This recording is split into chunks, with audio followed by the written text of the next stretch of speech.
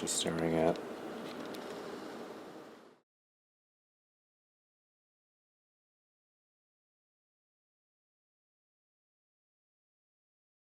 Battlezone, released in 1987 for the Atari 8-bit computer line, this version for the XE specifically, courtesy of the Atari Corporation, obviously an adaptation of the 1980 vector-based arcade game of the same name, where you take control of a tank and move about in a 3D space seeking out other tanks and destroying them. You can move forwards, backwards, turn left or right, and shoot straight ahead. You also have a handy radar to help you locate enemy threats. Be mindful of your surroundings and try not to eat warhead or run into things lest you meet an early demise. 8-bit Battlezone attempts to replicate the vector visuals of the arcade game, which is an admirable effort, but since they can't do actual vector-based 3D visuals, they had to settle for a pseudo-vector-based look that I will give them credit for giving the old college try, but honestly, it looks kind of awkward and clunky, much like the gameplay feels clunky and not necessarily in a tank-like sort of clunkiness. Motion feels also somewhat janky at times.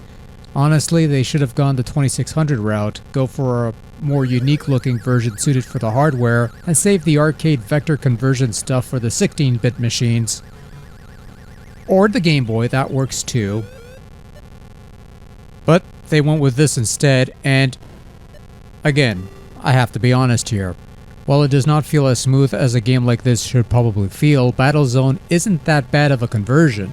In terms of the gameplay, it's pretty straightforward. Moving around the tank with the joystick shouldn't be too much of an issue. It's responsive enough, it works well enough. The hit detection tends to be a bit spotty on rare occasions, but on a whole isn't too bad, and I did manage to get a respectably decent run here. Battlezone lets you play either 1 or 2 player alternating play and gives you the option of starting on any of the first 5 levels, the closest thing to difficulty select you had with this game at the time.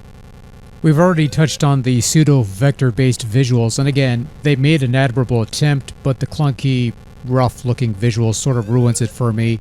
Even in 1987, this would have felt anachronistic and dated, especially given this was the same year Ball Blazer was finally a thing for the masses, and that was initially developed sometime in '85. And Ball Blazer is not on here, which makes me very angry. For about 3 seconds before I promptly forget about it and move on. On the bright side, they did a fair enough job with the sound effects. The tank engine sounds, the treads, the movements, shots fired, things of that nature, explosions. They all sound as they should, and they're of generally decent quality, so no complaints in that regard. Overall, Battlezone on Atari 8-bit, not the prettiest or smoothest version out there, but it's a more than serviceable interpretation of the arcade game, and was more than adequate for those who still had the old 800 XL or XE models laying around. Certainly worth checking out if you got one of these 400 mini things that they put out recently, since it's one of the included games, but there are better versions of Battlezone out there. All in all, this one's merely okay, but I think I'll stick with the 2600 version. Or the Game Boy version, that works too.